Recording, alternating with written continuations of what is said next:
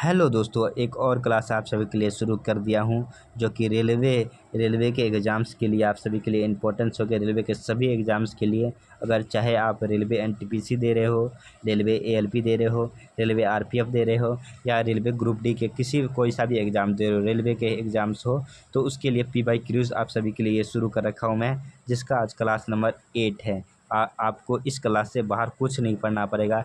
इस क्लास में आपको पूरे मटेरियल मिलेगा। आपको जो भी मैंने इस क्वेश्चन में रखे गए हैं, इस क्लास में जितने भी क्वेश्चन मैंने आप सभी के लिए रखे हैं, ये सभी क्वेश्चन आपको प्रीवियस ईयर पे आधारित दिया गया है।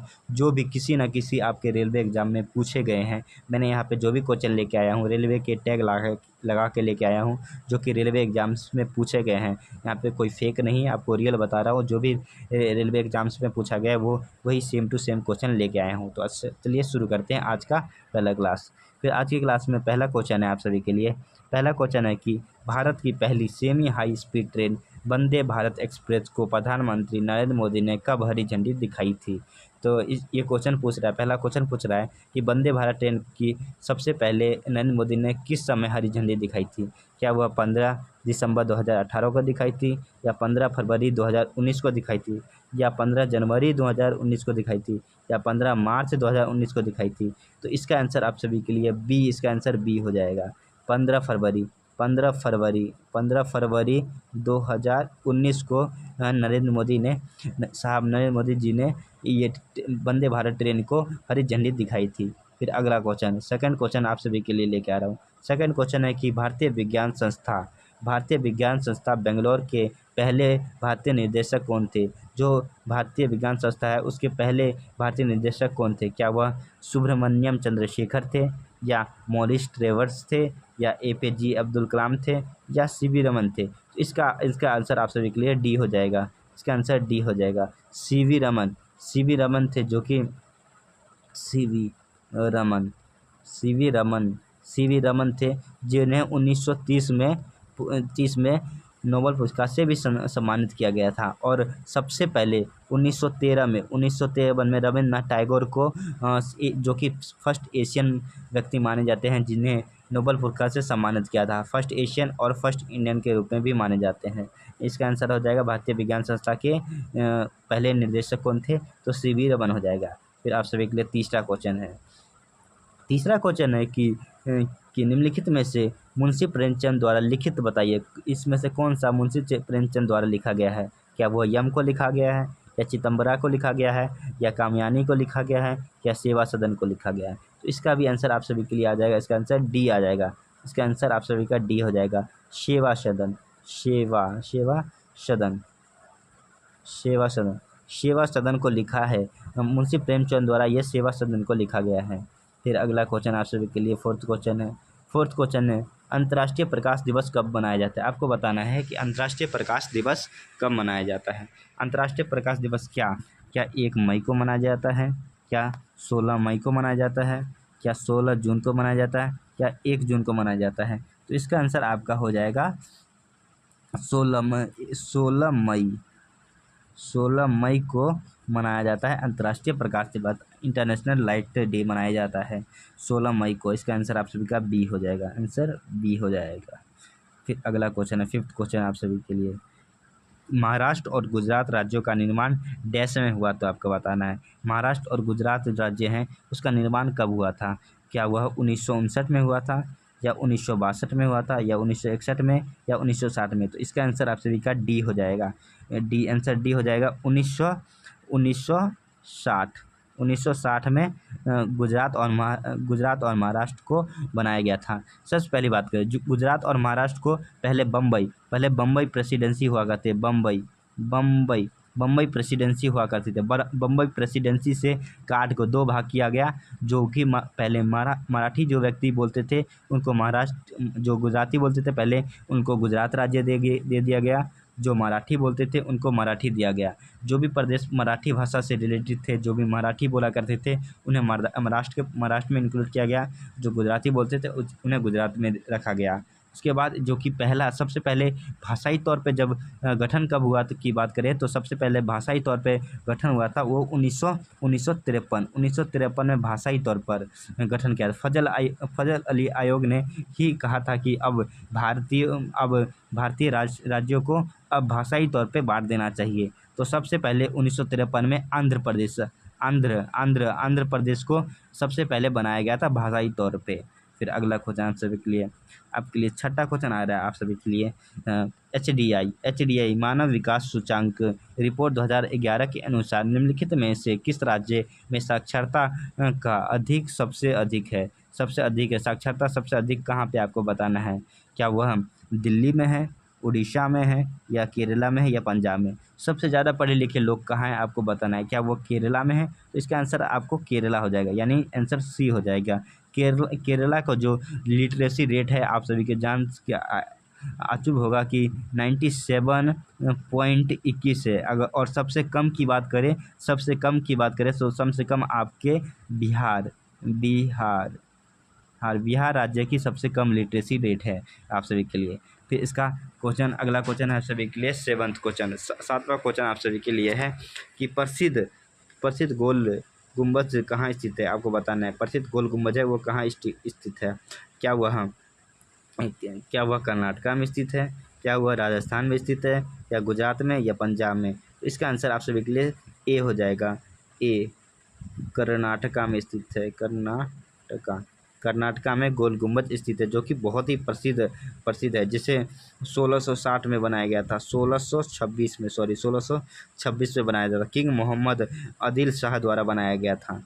फिर अगला क्वेश्चन है निम्नलिखित में से किस शहर को अरब सागर की रानी के नाम से जाना जाता है आपको बताना है। अरब सागर की रानी के नाम से किस शहर को जाना जाता है। क्या वह मुंबई को जाना जाता है, विशाखापट्टनम को जाना जाता है, कोच्चि को जाना जाता है, या पोर्ट विलेज को जाना जाता है। पोर्ट विलेज है ना, वो है ना अंडमान निकोबार की राजधानी है। आपको बताना है पोर्ट विलेज के नाम चेंज कर क्या रखा गया है। पोर्ट विलेज के नाम विजयपुरम रख दिया गया है पोर्ट विलेज का नाम चेंज कर। तो ये आपको करंट अफेयर का सवाल है, ये ज़रूर आपको याद होना चाहिए। फिर इसका बात पूरे दो जो अरब सागर की रानी कहा जाता है वो कहा जाता है कोच्चि को कहा जाएगा। तो इसका आंसर आप सभी का ठीक सी हो जाएगा। कोच्चि को कहा जाता है कोच्चि को कहा जाता है अरब सागर की रानी के नाम से कहा जाता है। फिर 9th क्वेश्चन आप सभी के डैश को मोतियों का शहर कहा जाता है। किसको कहा जाता है, इन चारों में से बताना है आपको किसको मोतियों का शहर के नाम से जाना जाता है। क्या वह नागरी को कहा जाता है, तिरुपति को कहा जाता है, या हैदराबाद को कहा जाता है, या नेल्लोर को कहा जाता है। तो इसका आंसर आप सभी का हो जाएगा सी। हैदराबाद को ही मोतियों के शहर के नाम से जाना जाता है। हैदराबाद को ही मोतियों के शहर के नाम से जाना जाता है। उसके अगर हैदराबाद की फाउंडेशन की बात करें तो इसकी फाउंड हुई थी 1591 में। फिर अगला क्वेश्चन है संयुक्त राष्ट्र के प्रमुख कितने अंग है आपको बताना है। क्या उसके 8 अंग है, 6 है, या 4 है, या 6 है, या 3 है। तो इसका आंसर आप सभी क्या होगा सी। इसका आंसर सी हो जाएगा। 6 अंग संयुक्त राष्ट्र के 6 अंग होते हैं। आपको पता है, आपको कमेंट बॉक्स में बताना है कि कौन कौन सा अंग होते हैं आप सभी को। फिर आप सभी के 11वां हो जाएगा। 11वां क्वेश्चन है निम्नलिखित में से कौन सा देश और उसकी राजधानी का सही जोड़ा नहीं है। क्या वह लीबिया त्रिपोली है, या बहामास है, या नासाऊ है, या काजिस्तान की बिकेक है। तो ये लीबिया की त्रिपोली सही है, बहामास के नासियाऊ सही है, काजिस्तान की बेकक नहीं है। यहाँ पे बेल्जियम की बात करें तो बेल्जियम का ब्रुसेल्स ठीक है, बेल्जियम का ब्रुसेल्स भी ठीक है। अगर काजिस्तान की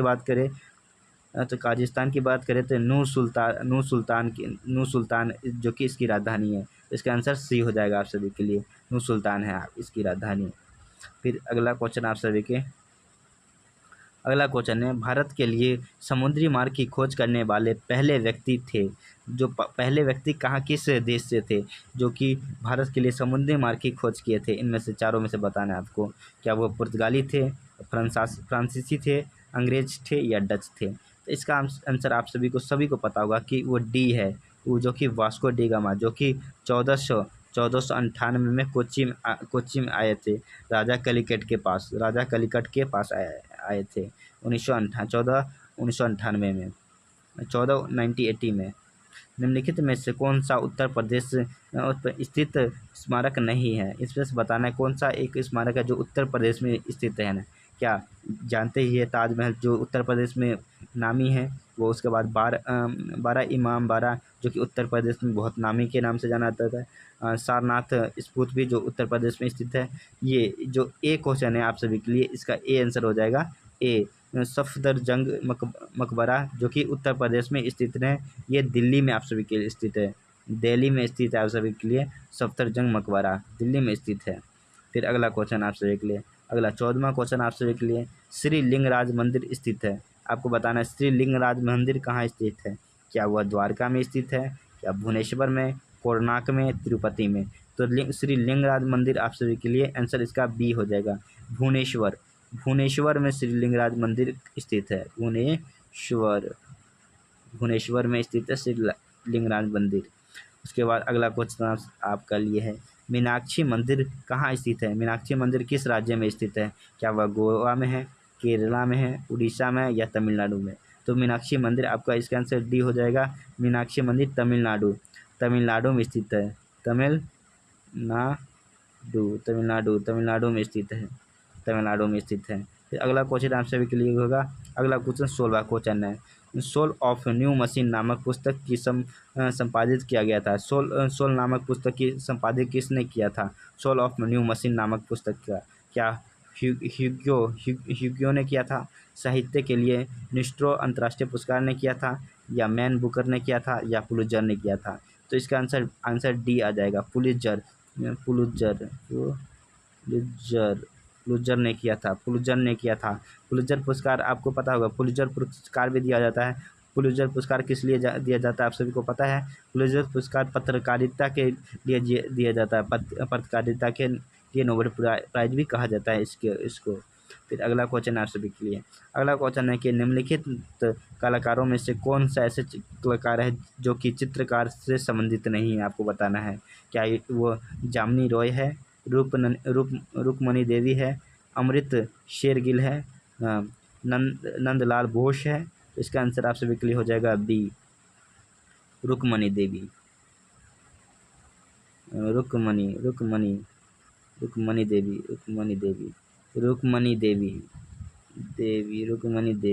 रुक्मणी देवी है जो कि नृत्य से संबंधित है। इसका आंसर बी हो जाएगा, नृत्य से संबंधित होती है, जो कि भरतनाट्यम और कुचिपुड़म से संबंधित करती है। दो डांसों को एक साथ करती है, जिसका निधन हाल में हुआ है, जिनके बारे में आप जरूर एक बार पढ़िएगा जरूर आप सभी से। उसके बाद इसका 18वां क्वेश्चन है, 18 है, मसाई जनजाति निवास करती है। आपको पता नहीं मसाई जनजाति है वो किस देश में निवास करती है? क्या वो अफ्रीका में, अंटार्कटिका में, उत्तर अमेरिका में, यूरोप में? तो इसका आंसर आप सभी का ए हो जाएगा। जो मसाई जनजाति है वो अफ्रीका में निवास करती है, अफ्रीका में निवास करती है। फिर अगला 19वां क्वेश्चन आप सभी के लिए है, 19 क्वेश्चन है, निम्नलिखित में से कौन सा सही ढंग से सुमेलित है? आपको बताना है। मुगल शासक अधीन विदेशी यात्रा आए थे, बताना है आपको। क्या औरंगजेब के समय मुंशी आए थे, या शाहजहाँ के समय विलियम्स हॉकिंस आए थे, या जहांगीर के समय मुंशी आए थे, या अकबर के समय सर थॉमस रो आए थे? तो इसका आंसर आप सभी का ए आ जाएगा, औरंगजेब के समय आया था औरंगजेब, सॉरी एक मिनट, इसको फिर से, औरंगजेब के, इसका आंसर आप सभी का ए हो जाएगा। इसका आंसर ए हो जाएगा, औरंगजेब के समय औरंगजेब के समय आया था मुंशी आया था, मनुची आया था, औरंगजेब के समय मनुची आया था। इसका आंसर हो जाएगा। फिर अगला क्वेश्चन आप सभी के लिए, यहाँ पे आप सभी के सभी क्वेश्चन यहाँ पे समाप्त होते हैं। मैंने आप सभी के लिए आज 19 क्वेश्चन आप सभी के लिए लेकर आया था। 19 क्वेश्चन में से आपके एक नहीं तो एक क्वेश्चन यहाँ से आपको इस क्लास से, सिर्फ एक क्लास से, इस एक क्लास से एक क्वेश्चन है तो एक क्वेश्चन आपके रेलवे के एग्जाम्स में जरूर 1 से 2 क्वेश्चन जरूर आएंगे। तो इसी तरह इसीलिए मैं आपको कहता हूँ कि जो ये PDF है आपको इस बार रिवाइज जरूर करना चाहिए। PDF में आपके अपने टेलीग्राम चैनल गुरु ज्ञान टेलीग्राम चैनल पर डाल दूँगा, जिसका लिंक आपको डिस्क्रिप्शन में मिल जाएगा। वहाँ से डाउनलोड करके इस PDF को ज़रूर पढ़िएगा, क्योंकि इस क्वेश्चन से आपको जो 19 क्वेश्चन है उनमें से 1 से 2 क्वेश्चन आपको ज़रूर देखने को मिलेगा। इसलिए अगर आप इसको रिवीजन कर लेते हैं तो आपके लिए बेस्ट होगा। ज़रूर इसको जाके खुद से रिवीजन कीजिए, उसके बाद आप अगले दिन फिर से आइए और देखिए कि आपको कितना याद होता है, क्योंकि मैं इसमें कुछ क्वेश्चन होते हैं जो रिपीट भी करते रहता हूँ, बार बार रिपीट होते हैं, क्योंकि बार बार किसी न किसी शिफ्ट में दोबारा क्वेश्चन पूछे जाते हैं। तो वही शिफ्ट वाइज मैं क्वेश्चन लेके आ रहा हूँ आप सभी के लिए। तो आप क्लास में रोज़ आइए और आप यहाँ से कुछ सीख सकते हैं, GK GS को मजबूत कर सकते हैं। आपको इससे बाहर, इस क्लास से बाहर GK GS देखने को नहीं मिलेगा। तो इसी तरह के क्लास ले सकते हैं आपसे, और इसी तरह का अगर आपको क्लास अच्छी लगती है तो हमारे चैनल को लाइक कर लेना, सब्सक्राइब कर लेना, और ताकि जो भी नई क्लास आपके सामने आए सबसे पहले आपके पास पहुंचे, इसलिए आप नोटिफिकेशन ज़रूर, बेल आइकन ज़रूर दबा दें, सबसे पहले आपके पास नोटिफिकेशन पहुंचेगा। तो अच्छा, अलविदा, कल फिर मिलते हैं आप सभी से, तो बाय।